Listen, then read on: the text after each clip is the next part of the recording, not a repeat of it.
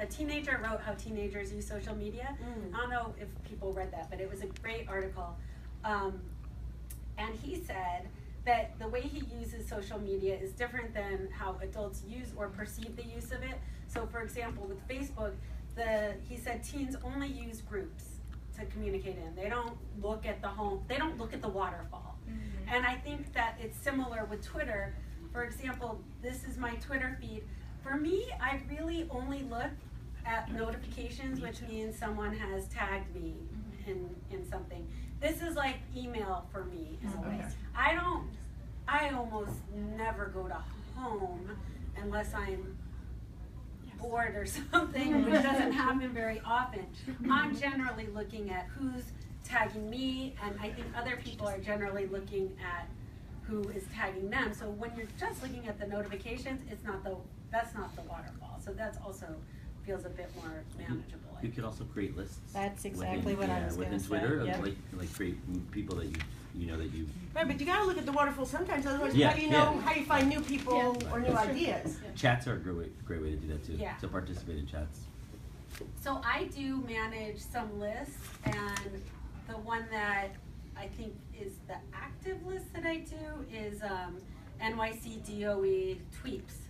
So this is like if people at the Department of Ed say, how are other teachers using Twitter? I have a list of what I call tweets.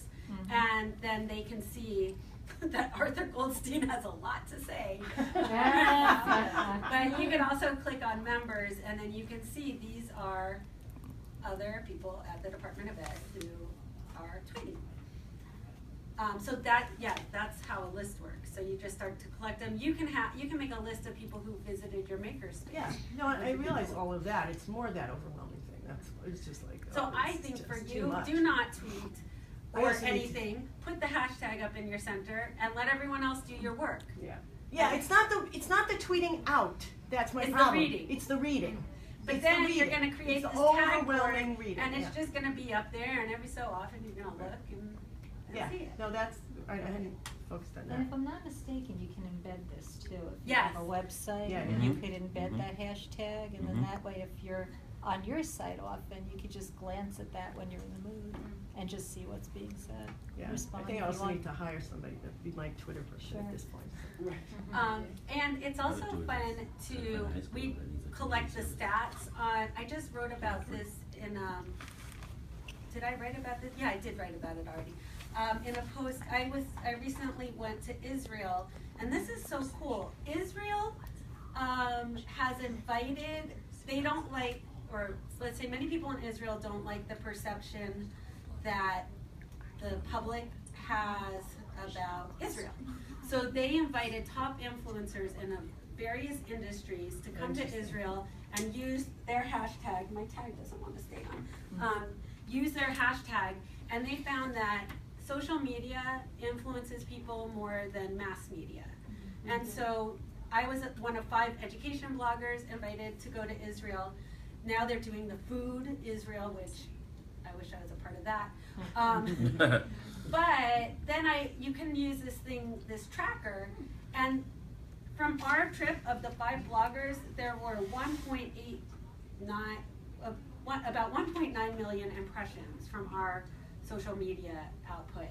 And this company, Vibe Israel, to change the vibe of Israel, this is how they are working to change the perception of the world about their country, which is really pretty interesting. cool, I think. So it's just a powerful free tool to even help. I know your center is doing great, but I appreciate that. That makes sense. But it's like you get to tell your that's story. Yeah, so it's a cool way.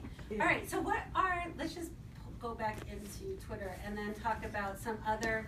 So when the question was, what happens if nobody responds to your tweet? And I was like, well, maybe the tweet's not good. Because a good tweet, we talked about, well, let's just recap because some people came in late. So what are some of the elements of a successful tweet, which we discussed? An image? Having an image. Hashtag. Using the right hashtags. Tagging people in the image. And using that's media. The coolest is the media to tag the image. And when you're having conversations, something I noticed is instead of having the person you're talking to first in the tweet, put them at the end of the tweet, Oh, and it draws more people into the conversation because only people who follow both of you will see Unless- that tweet if they're at the front. You could use a period in front of Or a it, period. and that'll send it to your whole Yeah. list. And also, I like to use it just like in a sentence, like, I'm listening to at Innovative EDU talk about Twitter. You know, instead, even hashtags, I'll say like, I'm at hashtag at Camp NYC listening to Innovative EDU talk about Law of 2 Feet, have a picture, tag a whole bunch of people that have followings, and I think, and we could try to prove ourselves wrong by doing a tweet today, but I think if you do all those elements, that you will get some attention to your tweets. Like at least the people you tag will like it. and I read a statistic, if you write please RT for retweet at the end of a tweet, you'll be much more likely to get retweets if it's something that you wanted retweeted. So why don't we try to do killer tweets right now? Do you also like to use like a Google shortener or something that you can follow how much and where things got, or you don't bother with that too much? I don't know about, oh, I know what you're talking about. Right, like geo. That would be a good idea. I like the idea, I've never done it. Because I like to follow where things go within my schools, and that helped, and I was wondering if anybody else That's does that a super lot. smart. So Google Shortener lets you track one link, like a particular link, right? Right, so like if I'm posting something about a particular school doing something neat, I shorten their link in Google, then I put together the tweet, and then I can see how many different hits and from where and statistics and You could stuff. do that with Bitly too. Bitly too, Yeah. okay. And the Gigi. tweet also. The tweet gives you statistics. Yeah. You know, so if you Yeah, so Now that's a it's good point. Let's look at, But if you go through Facebook,